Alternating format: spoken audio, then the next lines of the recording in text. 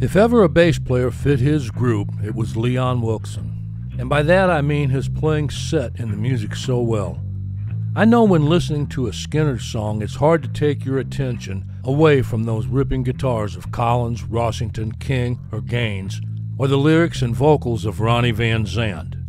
But if you do, you'll hear a bass guitar that sets in the music and lays down the right feel needed for them guys to make those songs move. If you believe in destiny, then this guy was born to play bass guitar for Lynyrd Skynyrd. So let's take a quick look back on a guy who I feel deserves a little of the spotlight for all those great Skynyrd songs, bassist Leon Wilkeson. Leon Russell Wilkeson was born on April 2nd, 1952, in Newport, Rhode Island. Then the family moved to Jacksonville, Florida, soon after Leon was born. As a teenager, Leon's interest in the bass guitar started with the Beatles and Paul McCartney. He said he was also inspired by other bassists such as Jack Bruce and Barry Oakley.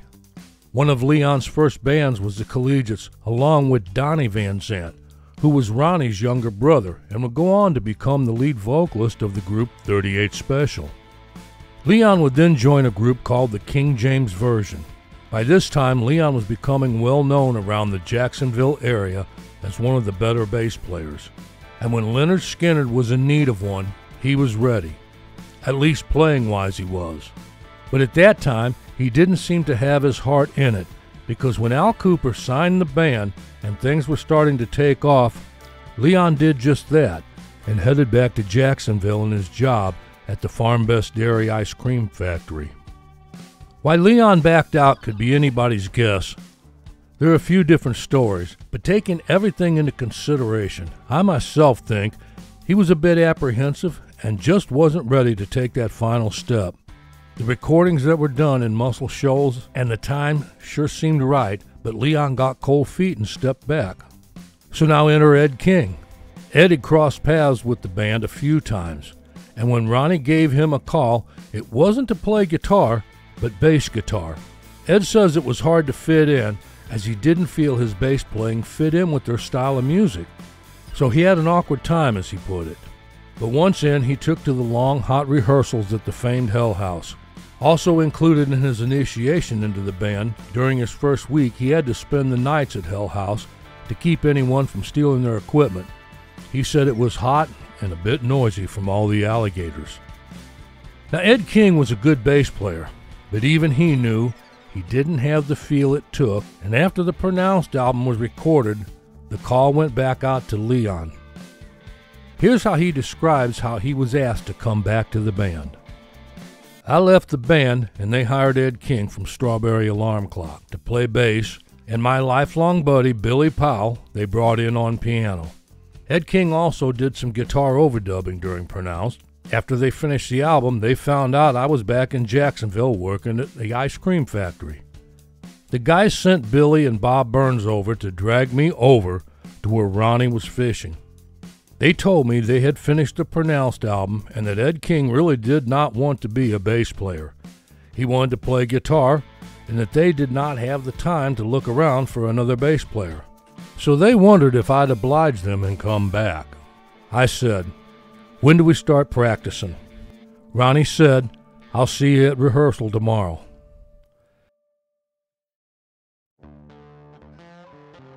Now what made Leon agree on the spot, who knows, but he was back in for good. As far as the Pronounced album, as to who played what, many different stories on that. Here, as I've done before, we'll just go by what's wrote on the album notes itself. It reads, Ed King lead guitar on Mississippi Kid. Bass on all tracks except Mississippi Kid and Tuesday's Gone. Leon Wilkeson, bass for the group until the album was cut, rejoined shortly thereafter, composed many of the bass parts played on the album by Ed. Now feel free to use the comments section to chime in on the Pronounced and the Muscle Shoals album. As I said in the intro, Leon's style fit the Skynyrd group to a T. But one thing I think goes unnoticed about him was his harmony vocals. Leon was a solid harmony singer. His voice was a good fit, and his phrasing was right there with Ronnie. Leon was a very important piece to the Lynyrd Skynyrd group. Now here's a little fun fact about Leon, who was named Leon Russell Wilkeson. Now I read a few articles saying he was named after pianist Leon Russell. Now that's impossible, because Leon Russell was born Claude Russell Bridges, and he didn't change his name until he was 17 years old when he moved out to California. Now Leon Wilkeson would have been 7 years old at that time. But here's a true fact. Leon Wilkeson and Leon Russell share the same birthday of April 2nd. They were born exactly 10 years apart, Wilkeson in 1952 and Russell in 1942. Out of all the band members who survived the 1977 plane crash, it was Leon who probably came the closest to dying from it. Backup singer Leslie Hawkins, who was put in the same ambulance as Leon, said she remembers seeing him going into convulsions. Leon suffered multiple injuries. Reports said he suffered massive internal injuries with 6 broken ribs and 1 puncturing his left lung, dislodged teeth, a broken nose, left arm, and leg. He lost a tremendous amount of blood, and after getting him to the hospital, his heart stopped twice on the operating table. The left arm injury was of particular concern. It was his fretting arm, and his wounds had gotten infected, nearly costing him an amputation of that arm. Even after he recovered, he had severe nerve damage and minimal range of motion in it, causing him to hold his bass guitar upright for the remainder of his playing days. He would get his guitars modified so he could hold them in an upright position, and it seemed to work well for him. One of the biggest mysteries and controversial Skynyrd stories was how Leon ended up with his throat cut on the tour bus after a show. There's a lot of speculation as to what happened, and I'm going to lean a little to the story told by guitarist Ed King, who was there and found him that morning bleeding in his bunk. This happened in the early 90s in Nashville, Tennessee. Ed said Leon had been really drunk the night before, as he had went to pick up his girlfriend Rhonda at the airport, and her plane was 5 hours late. So Leon passed the time at the airport bar. He says Leon was so drunk at the show that night that he couldn't play very well at all, and most of the band members were pretty pissed off at him. After the show, most of the guys flew back to Jacksonville, except for Ed, Randall Hall, Leon, and Rhonda. Early in the morning, Ed said he woke up and walked to the front to talk to the driver.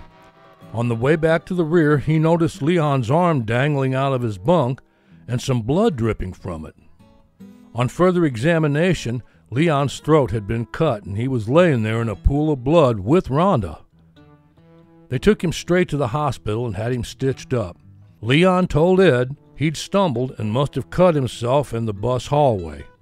There was also reports Ed himself had cut Leon's throat. That one I find hard to believe. Ed never really drank and left the band the first time because of all the violence. Rhonda? Maybe. Or like Leon said, he was trashed and could very well have stumbled into something on the bus and cut his own throat. This one's anybody's guess, and you can add more to the story in the comments section if you feel the urge.